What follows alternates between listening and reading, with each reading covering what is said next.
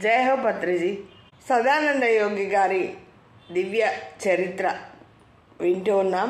సదానంద యోగి గారు చివరిగా కర్నూలు వచ్చే ముందు రేగడగూడూరు వెళ్ళి అక్కడ ఉన్నారట.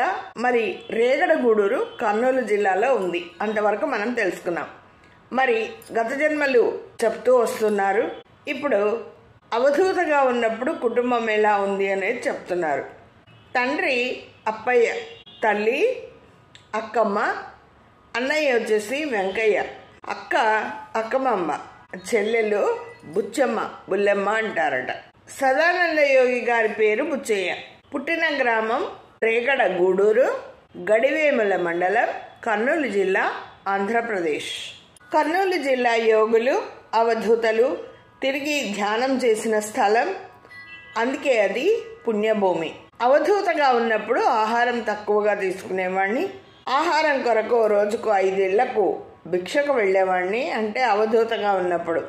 మరి ఆహారం కొరకు కాదు, వారి పాపకర్మలు తొలగడానికి ధ్యాన సాధన బాగా చేసిన తర్వాతనే అవధూతగా వస్తారు. అవధూతగా వచ్చినప్పుడు ధ్యాన సాధన అంతగా అవసరం లేదు.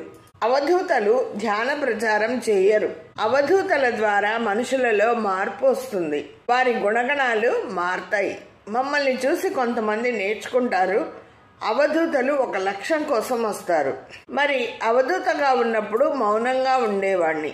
ప్రజలకు సందేశాలు ఏమీ ఇచ్చేవాడిని కాదు. ప్రజలు వచ్చి దర్శనం చేసుకుని వెళ్ళేవాళ్ళు. వారికి మంచి జరుగుతుంది, శక్తి వస్తుంది అని దర్శనం చేసుకునేవారు. ప్రేమతో ఏదో ఒక ఆహారం పెట్టేవారు నా ముందు. వచ్చిన వాళ్ళంతా ఆయన ముందు, గురువు గారి ముందు ఏదో ఒక ఆహారం పెట్టేవారట. నాకు ఇష్టం ఉంటే కొద్దిగా తీసుకునేవాడిని, మరి లేదంటే లేదు. ఒక గోచి పెట్టుకొని ఉండేవాడిని, చుట్ట కాల్చేవాడిని. తల్లిదండ్రులే నాలో ఏదో దివ్యశక్తులు ఉన్నాయని గుర్తించి నేనేదో శక్తులు కలిగిన వాణ్ణి అనుకున్నారు. ప్రవర్తన వింతగా ఉండేది. మిగిలిన పిల్లల కంటే భిన్నంగా ఉండేవాడిని. ధ్యాన సాధన ఎక్కువగా చేసిన జన్మ సదానంద యోగిగా తీసుకున్న జన్మ.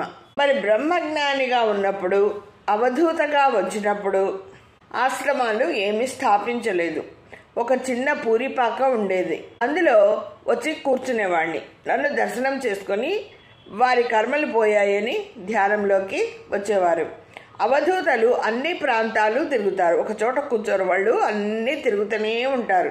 ఆ ప్రాంతాల్లో శక్తి ప్రకంపనలు పెరిగి ప్రజల్లో ఆధ్యాత్మిక మార్పులు వస్తాయి.